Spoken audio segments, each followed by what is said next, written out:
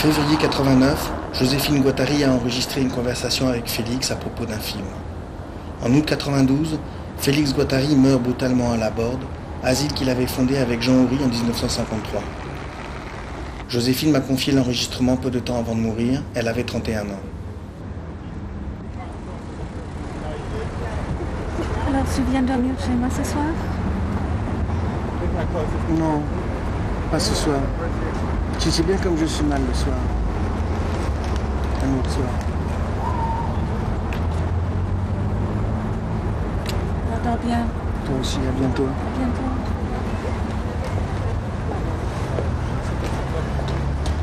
Pourquoi il y a la croix rouge?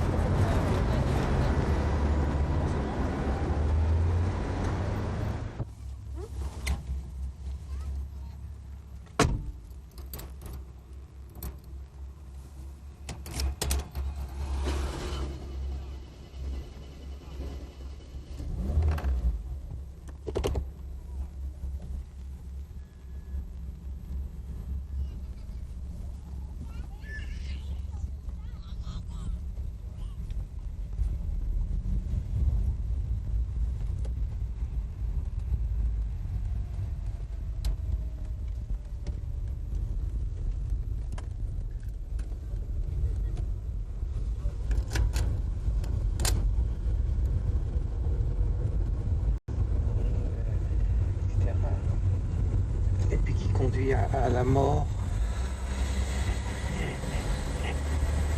Oh. Je veux dire, t'en connais toi des psychotiques à la mort, t'as bien vu qu'ils sont pas comme ça. Et ça c'est... Ouais, qui sont pas comme ce type que tu vois, qui te présente. Qu'est-ce qu'il a de particulier ce type-là? Ouais, c'est-à-dire lui il a rien de particulier, mais c'est le mythe du double des identifications primitives.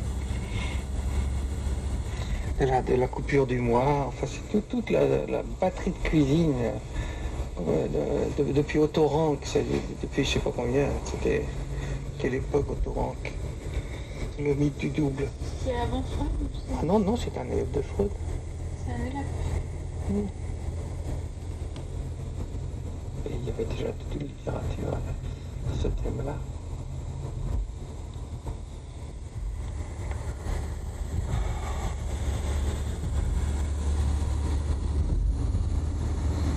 Mais l'histoire avec les instruments là, pour les utérus et tout ça. Ça c'est vraiment des grands guignols, c'est vraiment dégueulasse.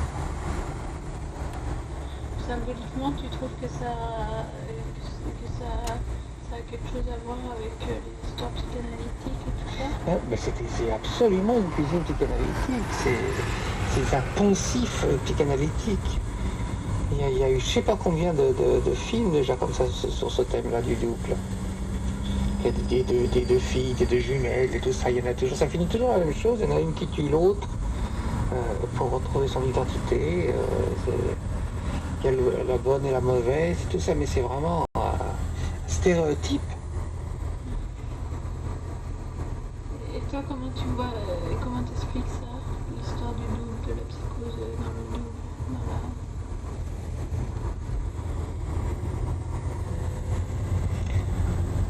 D'abord, c'est jamais si simple que ça. Il n'y a jamais de coupure en deux comme ça. Parce que ça, l'image, c'est un personnage qui est... C'est les deux frères n'en font qu'un en réalité.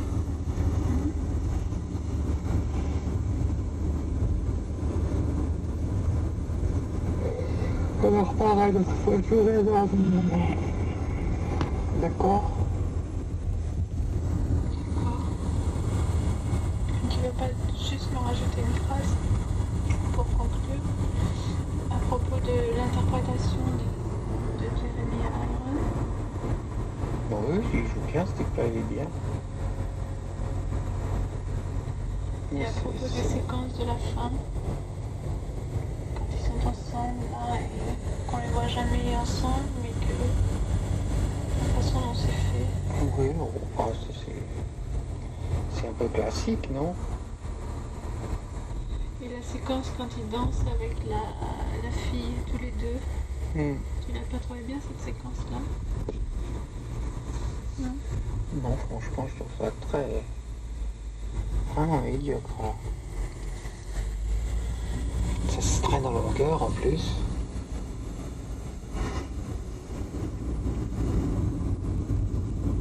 Oh, tu l'as pas aimé du tout. Ah non. Toute l'histoire avec l'actrice est complètement abracadabrante. Avec l'actrice. Ça tient pas debout. C'est... Une soupe, pas possible. C'est que des poncifs, que des trucs, des attrapes-nigauds, quoi. Tu veux dire par des poncifs, tu veux dire des choses qui ont été dites et redites, Bah et qui ont oui, été exploitées et inculquées, exactement. et qui ont endoctriné les gens Exactement. dans ce sens-là. Exactement. Des gens qui étaient amenés à soigner de la psychose ou des trucs comme Ah ça. bah oui, c'est une sorte d'idéologie officielle, quoi. C'est une sorte de mythe de référence à la psychose. Et je te l'ai dit tout à l'heure, tout se joue. Immédiatement quand la fille a dit ça, j'ai dit ça y est, j'ai compris, j'ai réalisé le désastre. Quand la fille a dit mais toi tu serais pas un peu schizophrène des fois. Mais avant qu'elle ait rencontré son frère, C'est ça. Ouais. avant qu'elle sache qu'il avait un frère jumeau.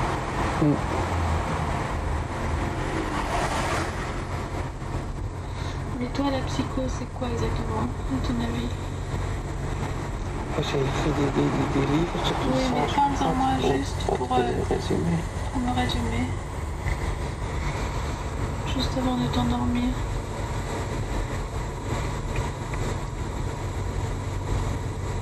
La psychose, il y a Avec un exemple. un exemple que tu connaisses. Non, un exemple de psychose, de manifestation de psychose et de résolution de psychose, quoi. Qu'est-ce que tu appelles de résolution? En tout cas, tentative de résoudre un psychotique, les problèmes d'un psychotique.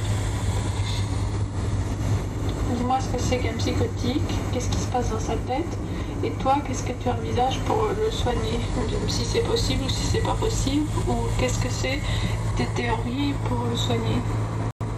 Bon, déjà, pour commencer, il n'y a pas de la psychose. Il y a des tableaux complètement spécifiques.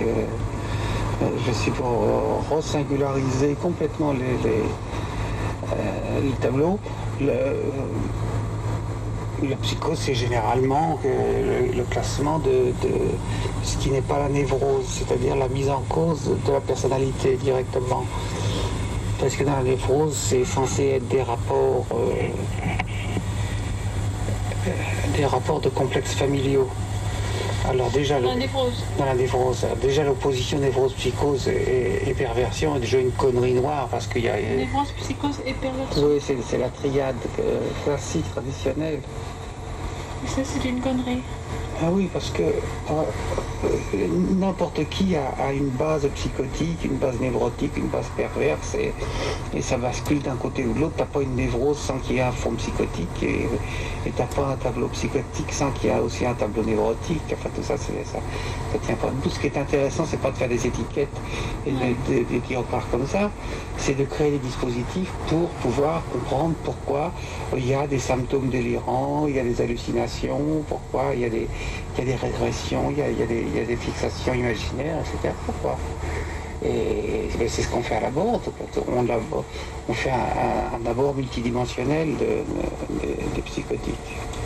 Mais tu penses que tout s'enchevêtre, qu'il n'y a pas une maladie parce Il n'y a pas une maladie qui est la psychose, la schizophrénie, et puis qui aurait pour origine le fait qu'il y ait une identification comme ça primordiale, avec un dédoublement de la personnalité et tout ça. Tu penses qu'un schizophrène, c'est pas forcément quelqu'un qui a un dédoublement de personnalité Exactement. radical, quoi. Bien sûr, et ça se joue pas selon un scénario comme ça, du même film pour tout le monde, Ouais, c'est tu ça. comprends, un film standard. Comme on dit, un schizo, c'est le dédoublement de la personnalité. C'est ça, ouais. Donc c'est pas seulement ça. Ou quelquefois c'est pas ça du tout. C'est pas ça du tout, mais ça peut être quand même un psychotique. Oui, c'est... Un schizophrène et un psychotique, c'est la même chose. Ah non, pas du tout. Il y a différentes psychoses. La schizophrénie, c'est une variante au sein de la psychose. La schizophrénie. Ouais. Et qu'est-ce qu'il y a d'autre comme variante?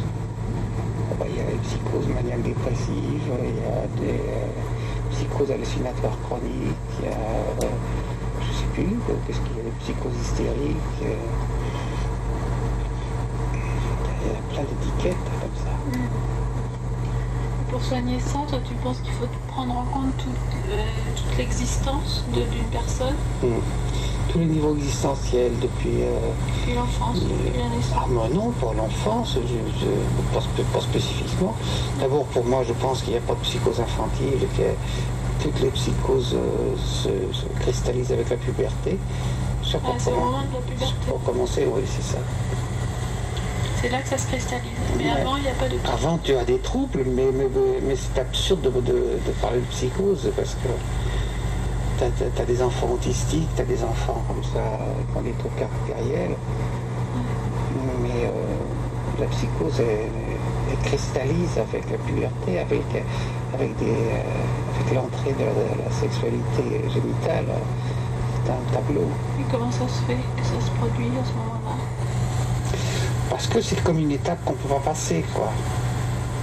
Tu veux dire que l'enfant psychotique ne peut pas passer cette étape-là? C'est ça, il a une sorte de fixation, de dérapage à cette étape-là. Parce que c'est une nouvelle étape dans sa vie Oui, c'est qu'il n'arrive pas à franchir. une nouvelle représentation de lui-même, une nouvelle situation dans son rapport avec la société, avec le sexe, c'est une impossibilité de rentrer dans la société, dans la famille, dans la société, dans le sexe, et dans les divisions sexuelles.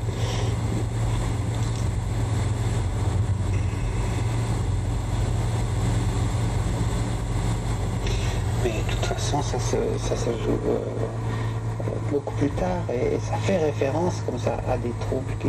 On s'aperçoit que ça s'est déglingué, que le mauvais virage a été pris à la puberté. Ah oui, tu t'en aperçois en discutant avec le patient. Plus tard, oui, c'est ça, oui. On remonte là. Mais il faut qu'il te raconte toute sa vie. Oh, bon, oui, mais enfin, c'est pas forcé, non? Comment tu peux deviner s'il te raconte pas son existence? Le problème, c'est pas d'enquêter comme ça sur les gens, le problème, c'est de les construire. C'est pas de se raconter des histoires en disant qu'on va trouver une clé magique et puis que ça va faire une guérison. Ça, c'est le mythe encore psychanalytique de l'interprétation. Qui vient de qui? Ça vient de Freud. Freud. Oh, tu nous enfumes comme des lapins. J'ai éteint. Et après Freud, c'est qui a commencé à démystifier ce mythe de l'interprétation? Qui a commencé à se bagarrer contre? Ah, ça, c'est moi, ça. C'est toi, mais Lacan, il faisait pas ça? Pas du Non, tout. lui, il était complètement... Ah non, complètement freudien, faisant la relecture de Freud, tout ça. Ah non, c'est la coupure de Deleuze-Guattari, ça. C'est la coupure de Deleuze-Guattari. La démystification de l'interprétation. Ouais. Et donc comment dirais-je, pas l'interprétation, mais ce qui change l'interprétation, c'est-à-dire le dialogue, tout ça là. Ah, je t'ai pas parlé une seule fois de dialogue. Non mais quand tu soignes, tu introduis le dialogue qui n'existait pas chez Lacan par exemple. Et j'ai pas parlé de dialogue, moi. Pourquoi tu parles de dialogue? Non mais par exemple, je veux dire, ce qu'on dit souvent dans l'analyse, soit tu es installé dans un fauteuil et tu discutes avec le psy, ou soit tu es allongé sur un divan et tu racontes ton truc, mais l'autre n'intervient pas. Donc toi, tu introduis l'intervention. Non, ça c'est pas spécifique. Non. Par exemple, pour Jérôme, Jérôme c'est pas un psychotique, c'est un petit retardé. C'est un tableau très curieux d'ailleurs, moi je ne saurais pas comment le classer, parce que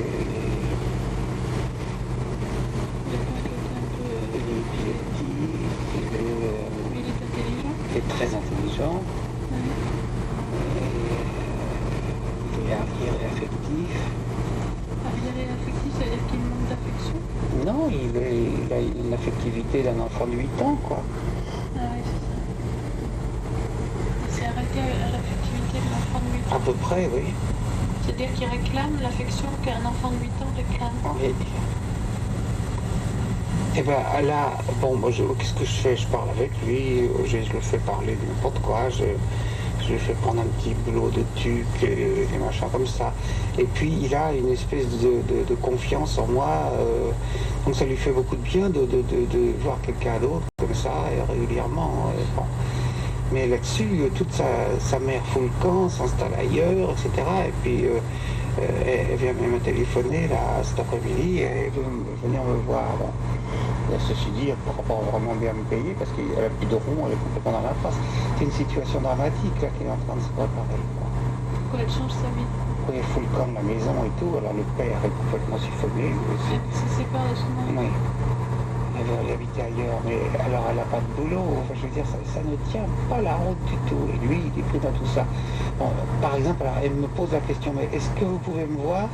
Est-ce que ça gêne pas que vous voyez en même temps Jérôme? Et elle fait la réponse. Parce qu'elle doit avoir entendu parler de moi. Mais vous, ça vous dérange pas. Les autres, ça le dérangerait. Je dis oui, mais Les moi. autres, ça les dérangerait. Ah oui, c'est très certain. Moi, je me souviens parce que moi, j'avais essayé, par exemple, de prendre un rendez-vous avec une analyste qui m'avait été indiquée par une amie. Et je lui ai dit, je téléphone de la part de telle amie. Alors elle m'a dit, ah, vous êtes une amie de ma fille, donc je ne peux pas vous prendre.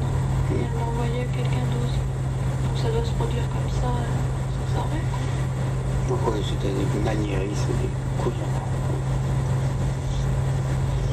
Alors bon, donc si tu veux, il y a la mère qui me dégringole dessus. Bon voilà, allons-y avec la mère. Bon. Puis une autre fois, ça sera le père, ou ça sera le frère, ou ça sera je sais pas quoi. Mais là, j'ai téléphoné pour lui chercher des cours de théâtre, j'ai pas trouvé. Bon, elle en a trouvé, etc. C'est d'assumer les différentes dimensions qui se présentent. Ouais. Mais quand tu acceptes, par exemple, de prendre en charge différentes personnes d'une même famille, Ouais.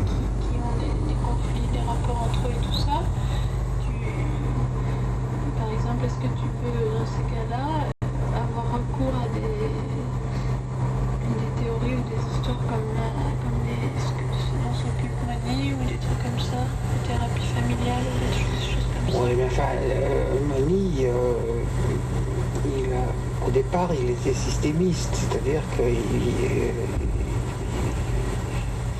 était avec ceux qui disent que les troubles mentaux, la psychose, la névrose, n'importe quoi, c'est les interactions familiales. Alors, Ça se soigne par des interactions?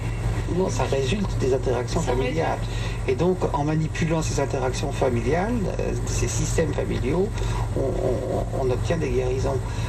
Et alors, moi, j'ai jamais compris ce que c'était qu'une interaction. Alors, de toute façon, c'est complètement Ça ne semble pas complètement bidon, artificiel. complètement artificiel. Ouais, surtout Mais- avec les moyens. Mais Moni, c'est à travers 20 ans bientôt de fréquentation, c'est beaucoup rapproché de moi et il n'a pas voulu complètement adopter mes positions schizoanalytiques, mais il s'en est rapproché. Alors moi j'ai fait une théorie des agencements, lui il fait une théorie, je ne sais plus comment il appelle ça, des arrangements pour Mais c'est des théories qui se rapprochent la tienne de la sienne. ouais, c'est lui qui se rapproche de moi. C'est lui qui se rapproche de toi. Et dans sa pratique quotidienne aussi. Mais dans sa pratique, lui, c'est plus, à mon avis, c'est plus de l'ordre de la suggestion. Ce qu'il fait, c'est comme une sorte de psychodrame qu'il fait toujours. Il se met en cours, c'est du très spectaculaire. Et c'est comme un guérisseur, quoi. Ouais, c'est ça. Il aime bien se montrer bien, d'ailleurs. Il en impose, tu vois, rien que par sa présence.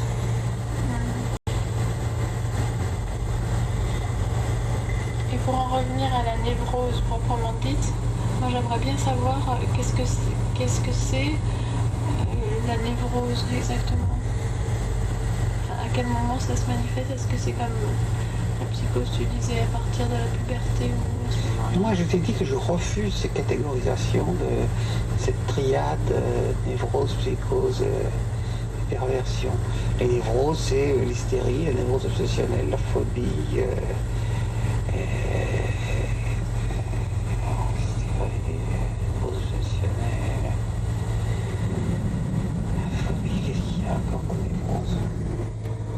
Mais moi par exemple, tu penses que je suis névrosée? t'as un fond psychotique au départ. Qui s'est révélé au moment de la puberté. Qui s'est organisé dans ta structure familiale, quoi. Là, t'as pas pu passer, t'as pas pu faire de passage à la sortie familiale, au monde adulte et tout ça. T'es resté complètement sur le bord de la fenêtre, quoi. Et est-ce que tu penses que je suis une arriérée affective? Non, pas du tout. Non. Au contraire, t'as une sorte de maturité. Tu crois ça? Ah oui. De maturité dans quel sens? Je te l'ai toujours dit, en même temps que tu as cette dimension psychotique, ce qui prouve bien que c'est pas du tout régressif, tu as une sorte de maturité de jugement, de rapport, de chaleur, qui est très adulte en fin de compte. T'es pas régressive. Sauf des trucs de symptomatologie tout cassé que tu avais, qui s'est un peu modifié quand même, qui s'est un peu réduit. Mais enfin, Tu parles de mes symptômes? Tous tes symptômes, oui, tu as des symptômes physiques qui sont vraiment des symptômes névrotiques graves. Puis le tabac, c'est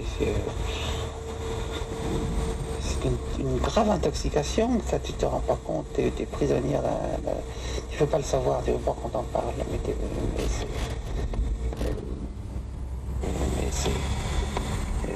il ne faut pas accepter que les symptômes s'installent comme ça, il faut se bagarrer, quoi. Et moi j'ose plus intervenir parce que tu as organisé dans notre relation une espèce de dictature, de te retrouver comme une adolescente qui va danser. Mais j'approuve pas, en fait. Non, parce que tu m'as dit, moi, l'autre fois, que tu étais jaloux de la relation que j'avais avec elle.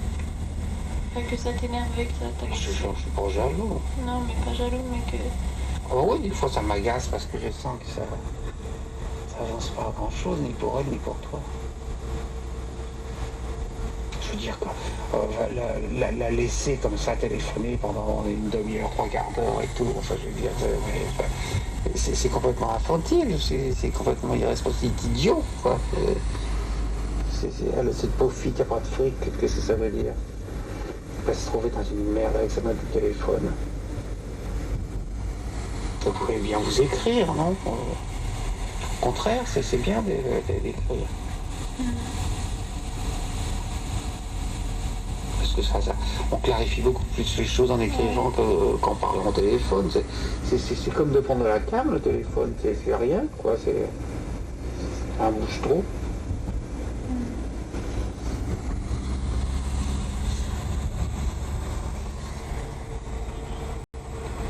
Et pour en revenir au film juste un instant, l'histoire c'est qu'ils se sont tués, enfin tous les deux, quoi. C'est ça juste que j'ai compris à la fin, non? Qu'est-ce que tu veux dire? Il y en a un qui a tué l'autre et l'autre s'est tué après, c'est ça? Je sais pas si c'est tué, il se laisse crever, oui, comme ça, oui. Il s'est pas tué, je crois pas. Non, tu as vu qu'il s'est tué, toi? Non, il reste comme ça, complètement fou, quoi.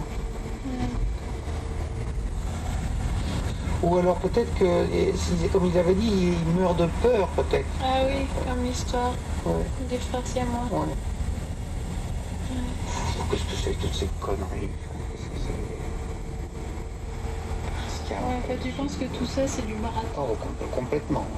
Du baratin et baratin pernicieux, c'est ça, il a raison. Vicieux. Il est vicieux, dégueulasse, quoi, parce que c'est entretenir je sais pas quoi, entretenir que les fous, il faut faire attention, parce qu'ils vont te foutre un truc dans le cul, comme ça, tu te rends compte. C'est horrible, ça, de jongler avec ça, quoi. C'est comme un film raciste, quoi, si tu veux, c'est dégueulasse, quoi. Raciste à l'égard des fous. Raciste à l'égard des fous, oui. Ah oui, d'accord. Parce que les fous, t'as qu'à te regarder, tu verras bien ce que c'est que les fous. N'importe qui a qu'à se regarder. Qu'est-ce que ça veut dire, tout ça? Être fou. Ben évidemment, on est très proche de la folie. Et on présente une image complètement monstrueuse. un truc machin. Alors bon, quand même, ça te rassure parce que tu te dis, ah, bah, Ouais, moi je suis vraiment pas comme ça. T'en es pas moins fou. Je veux dire, il faut au contraire rapprocher les gens de leur folie pour qu'il y ait cette sympathie ce qu'on essayait de faire à la bord. Tu dis, oh oui, c'est fou, oui, d'accord, c'est vrai, mais moi aussi. Moi, c'est exactement ce que j'avais senti quand j'avais fait le stage Ouais, à la mort. ouais, c'est ça. C'était l'effet miroir, c'est-à-dire que Bah oui. qu'il n'y avait pas de différence. Il y a des différences, Non, mais il n'y avait pas de des différence degrés, quoi. monstrueuse. Quoi. Ouais, Il y avait des degrés, il y avait des crises et des trucs. Exactement. Mais la plupart du temps, il y avait... Ouais, évidemment. C'est ça qu'il faut montrer dans les films. C'est pas de raconter des conneries comme ça. C'est pas la genèse d'une psychose. Voilà, il est fou. Mais l'histoire là qui prennent les médicaments tout le temps et tout ça, tu crois que ça peut les rendre fous aussi dans le film? Ça peut être ça, un des éléments qui... Oh oui, mais c'est assez pourri parce que c'est pas le tableau de la drogue qui domine, c'est le tableau de la folie. Ça, c'est annoncé dès le début. La drogue, c'est pour en rajouter, quoi. Ouais. Oui, et puis c'est Et parce ça joue sur la médecine, c'est ça, tout ça. Parce que moi, ce que j'ai bien compris, c'est l'histoire de la fille, son intervention dans la vie des deux, quel impact elle a pu avoir et tout ça. Et puis après, elle va très bien. Elle fou dans la merde. Et puis après, elle fait la psychanalyse, elle n'y retourne pas. Oh, c'est tient pas beaucoup. C'est bidon. Non, parce qu'elle elle est censée jouer le rôle de la mère. La mère des deux.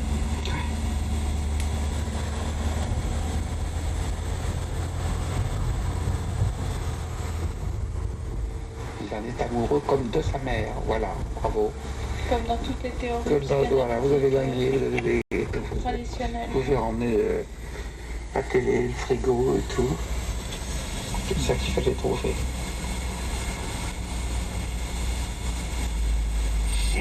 T'as rien d'autre à ajouter? Non. Donc c'était à propos du film Faux semblant de David Cronenberg avec Jeremy Irons en février 89. Félix et Joséphine.